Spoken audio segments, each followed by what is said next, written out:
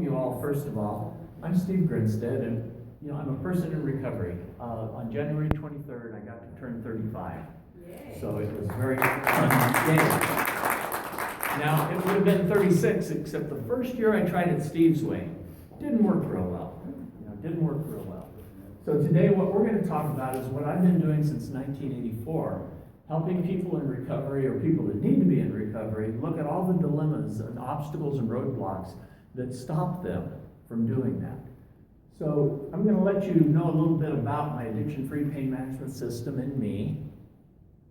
And the roots were planted way, way back in 1962. I was 12 years old. I'm the oldest of 9 boys. My mom had 9 boys in 14 years and no twins. So that was amazing, right? So here I am, the oldest, the superhero.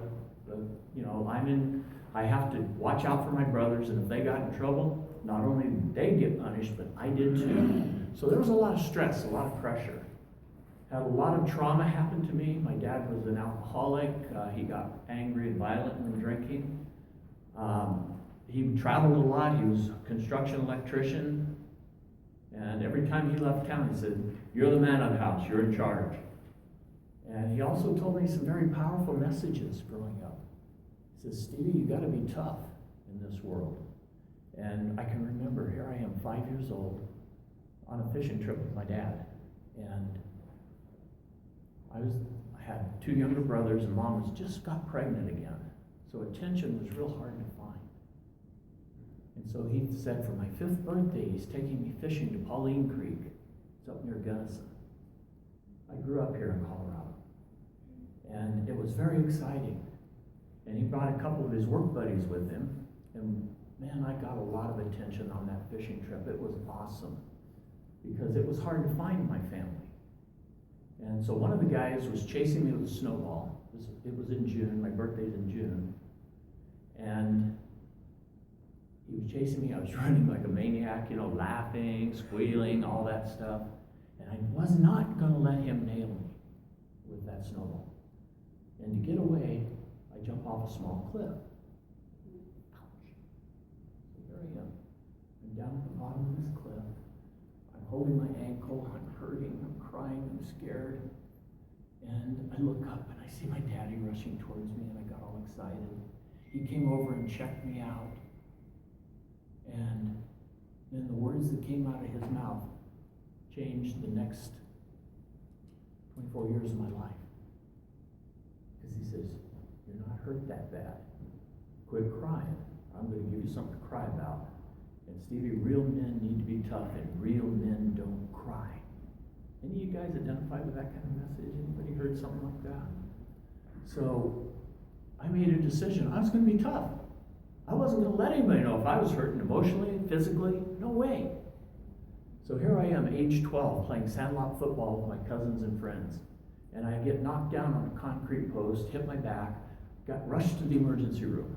Now, the emergency room in Pueblo was real familiar with the Grinstead boys. One or the other was always there, right? And so they shot me up with some pain meds, sent me home with Tylenol codeine.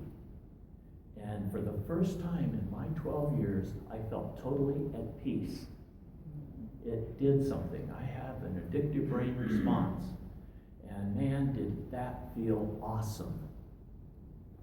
No pressure to be the hero. I didn't feel the physical pain, but I didn't feel the emotional pain either. And boy, that set me off. And then about a year later, I kept seeing this message on the bottle. It says, "Don't use alcohol with this." And then in real small print under it, it said, "Alcohol may intensify the effect." Yes! And I was off and running. So that was my first experience. And then I really, through high school, I found that, they really don't mix, but I really wanted them to.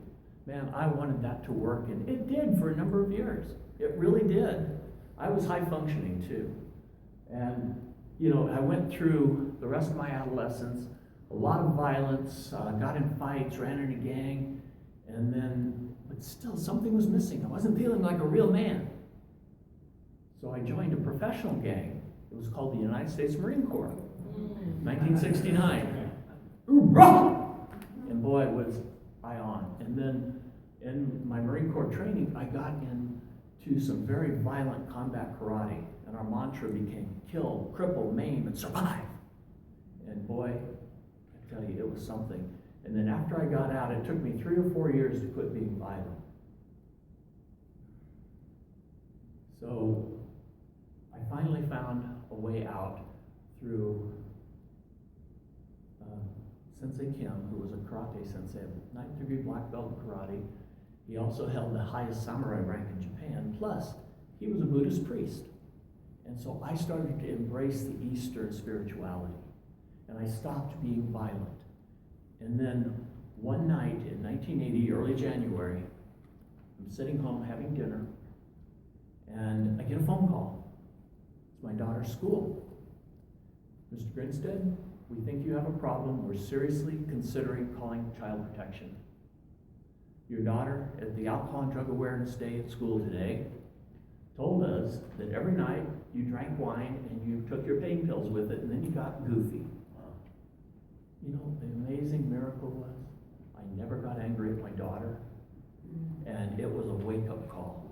Man, was it a wake-up call. So he says, what do you need me to do? He says, you go to AA meeting, get them signed off to prove that you're changing. Now, I didn't think I needed that because I had all the willpower and self-discipline in the world. I promised my daughter, I promised Sensei Kim I would never drink or use pain pills again. That was early January 1980.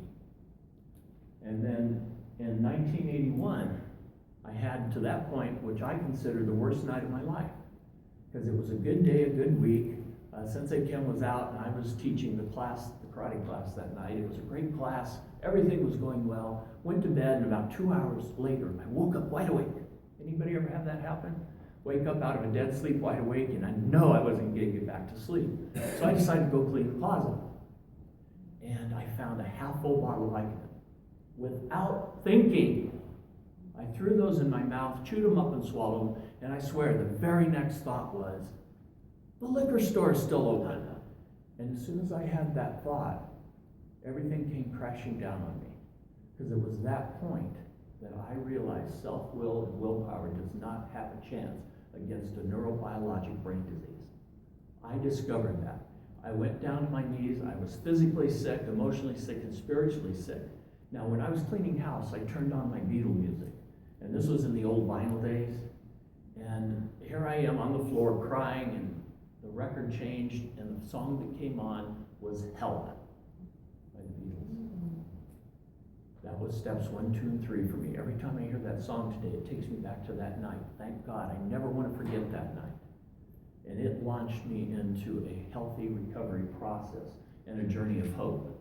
And then I got hired by a hospital shortly after, and I started working with pain patients who had addiction and chronic pain. And then it was an awesome experience because I was starting to be able to pay it forward to people. And then in 1991, I trained with Terry, but I ran into his model in 1986, Terry Gorski, because in 1986, he had certified the first group of professionals in the country to do advanced relapse prevention certification. My supervisor, Molly Burke, was in that first group. She brought the model back to the hospital, and I started integrating that into the pain program. And the very first thing I noticed was after a very short time, something amazing happened because the pain patients had a much higher rate of leaving treatment against medical advice than the addiction patients. After applying a lot of these tools and principles, my AMA rate went down. And I was sold. So in 1991, I went to train with Terry. We did not get off to an initial good start. He had the audacity to come up to me and say, Steve, you're in the middle of a relapse. You ever have that happen? 10 years in recovery and somebody tells me I'm in relapse. I'll share a little bit later in the presentation where I was. So that was a big wake-up call. And then in 1996, he challenged me to start doing some research and writing about this. I'll talk more about that tomorrow in my Walking the Tightrope presentation. So it was an awesome journey. And then I started not only training other people in this, but writing several books on this to share the good news that this underserved population can get help. And I also started going out and helping programs integrate and implement this model, the addiction-free pain management model. And I started certifying programs to be centers of excellence. And then in 2011, I published my last book so far. I'm in the middle of writing a new one, but my other books took about a year or so. This one I started writing in 2005 as a result of having a major flare-up, pain flare-up, the worst I'd had in years. And it forced me to really practice what I teach. And part of my pain management is journaling, pain journaling. And after about 6 months, I started looking back through my journals and I say, hey, I see a book here. And so I started writing, I started sending out to different colleagues and friends, what do you think? Give me some feedback. And in 2011, published. My partner, Ellen, who a lot of you have met at our booth or in here, she co-authored this one with me. And then in 2012, I started doing day-long and weekend retreats for people with chronic pain and helping them develop a launching pad for getting out of the problem into the solution. And then we opened in 2014 our new website. I'd love all of you to join it. It's freedomfromsufferingnow.com. Lots of free resources on that website, folks. And then I started developing what I call my spiritual warrior journey.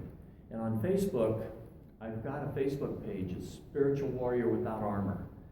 And I post there 3 to 5 times a week, my spiritual warrior reflections with a call to action. It says, okay, let's do this. So I continue my spiritual program that's very important for me. And Ellen came up with this tagline, freedom from suffering, it's a right and it's a responsibility.